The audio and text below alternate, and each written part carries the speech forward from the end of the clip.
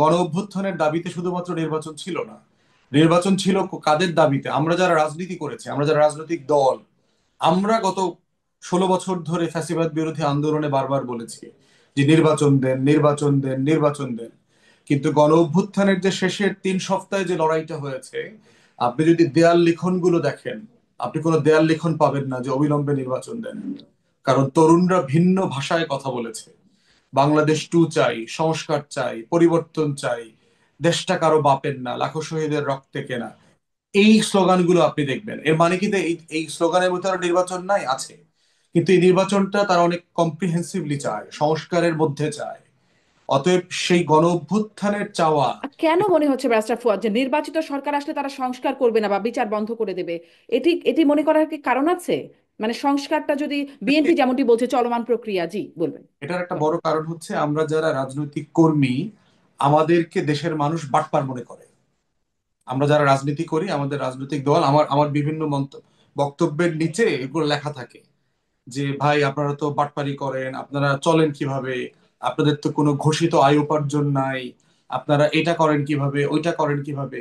রাজনৈতিক দলগুলোকে দেশের মানুষ বিশ্বাস করে না, এবং এটার খুব মানে মানে বাস্তবিক কারণ আছে।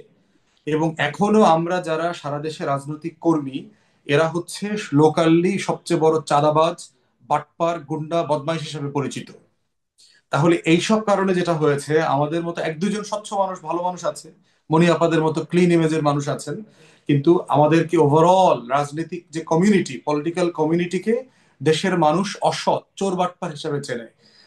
যারা জানে যে আমরা রাজনীতিবিদরা তদবির করে খাই, বাণিজ্য করে খাই, কমিটি বাণিজ্য করে খাই, আমাদেরকে মানুষ অসৎ মনে করে, আমাদেরকে মনে করে যে এরা সব হারামখোর। এখন এইটা আমাদের 53 বছরের কামাই।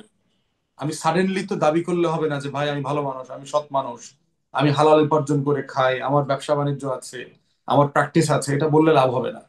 তো রাজনীতিবিদদের সাথে জনগণের এই দূরত্বটা কিন্তু তৈরি হয়েছে। এই দূরত্বটাকে আমরা যদি মানে স্বীকার না করি, দূরত্ব তৈরি হয়েছে, পরবর্তীতে এই দূরত্বটা আমরা গুছাইতে পারবো না।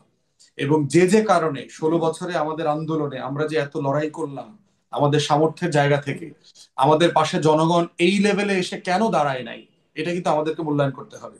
কেন ছাত্রদের ডাকে কোটি কোটি মানুষ রাস্তায় নামলো, কিন্তু আমাদের রাজনৈতিক দলের ব্যানারে আমরা মিছিল মিটিং করলাম, পুলিশ পিটায়, আমাদেরকে মারে, গুম খুন করে, কেউ পাশে এসে দাঁড়ায় নাই তো।